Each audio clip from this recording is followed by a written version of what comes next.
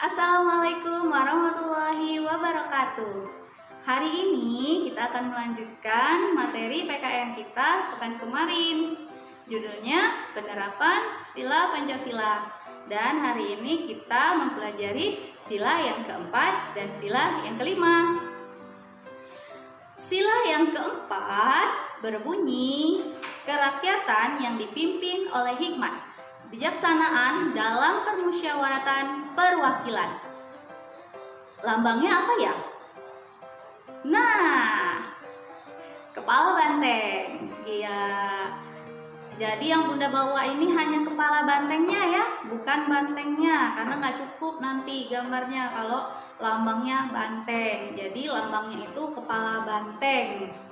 Oke, kenapa disimbolkan dengan kepala banteng? Hal ini mewujudkan atau menggambarkan dari sifatnya keluarga banteng yang suka berkumpul. Nah, jadi kita sama Bun sama banteng? Bukan, tapi kita memiliki kepribadian atau orang Indonesia itu memiliki kepribadian yang sama untuk berkumpul, tapi berkumpul dalam menyelesaikan masalah yang dikenal dengan musyawarah. Ya. Jadi musyawarah itu adalah salah satu cermin kepribadian bangsa Indonesia. Oke, itu kuncinya. Hanya dimiliki oleh bangsa Indonesia. Setiap permasalahan itu akan diselesaikan dengan musyawarah. Nah, dalam musyawarah ini itulah adanya nilai-nilai moral. Yang pertama, dalam musyawarah itu anak bunda diizinkan menyampaikan pendapat, ya. Anak bunda boleh berpendapat sesuka hati.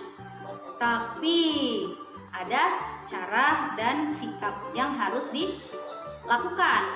Nah, untuk menyampaikan pendapatnya, anak bunda harus menyampaikan dengan cara yang sopan dan bahasa yang santun. Bagaimana bahasa yang santun? Itulah bahasa yang baik, tutur kata yang lembut, tidak marah-marah, tidak memaksakan kehendaknya, ya, tidak memaksakan pendapatnya.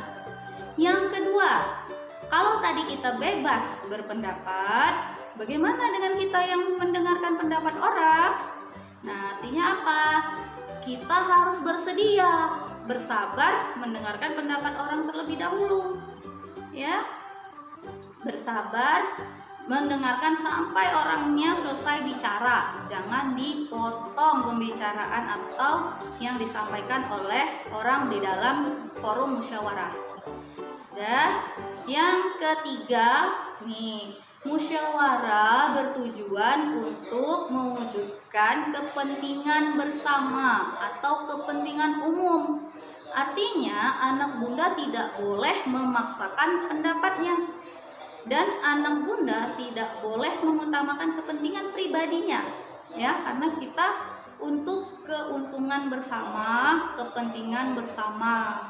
Ya, jadi tidak ada yang memaksakan kehendak, ya, tapi tujuannya untuk bersama, ya, untuk bersama, bukan untuk golongan sendiri, bukan untuk kepentingan pribadi, bukan untuk kepentingan individu, tapi untuk kepentingan bersama. Nah, inilah nilai-nilai moralnya, ya. Setiap permasalahan itu harus diselesaikan dengan musyawarah, tidak boleh ambil keputusan sendiri. Nah, itu untuk penerapan sila keempat. Lalu sila kelima bunyinya keadilan sosial bagi seluruh rakyat Indonesia. Nah, keadilan namanya adil. Kalau adil menurut anak bunda, adil itu bagaimana sih?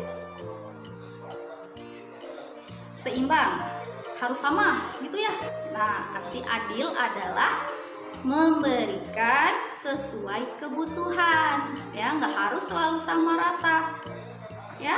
Misalnya si kakak lagi butuh sepatu karena sepatunya sudah rusak, si adik tasnya yang sudah rusak.